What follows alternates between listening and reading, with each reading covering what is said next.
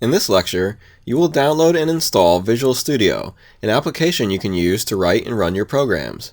So first, open a web browser and go to visualstudio.com. Then, hover over the blue button that says Download Visual Studio, and then click on Community 2017.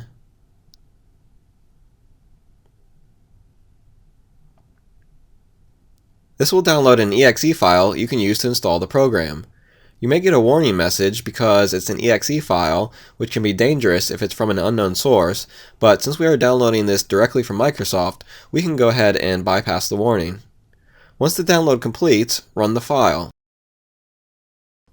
You will get a chance to read Microsoft's privacy statement and the license terms for using Visual Studio. If you agree to these terms, click Continue.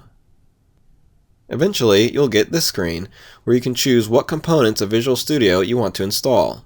On the Workloads tab, the components are grouped based on the kinds of applications they are used to develop. For this course, you will only need to install the .NET Desktop Development workload.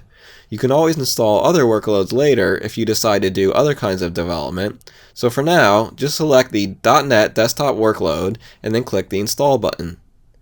Once the installation completes, you will need to restart your computer. Once you restart your computer, Visual Studio will prompt you to sign into or sign up for a Microsoft account. If you don't want to do this right away, you can just click Not Now. However, you will need to log in with a Microsoft account to use the program after a period of 30 days. The good news is that it's free and only takes a few minutes to get. And then it will give you the chance to customize some settings. So under Development Settings, choose Visual C#. This will customize Visual Studio for use with C#. You can always change this later if you want to use Visual Studio with a different language.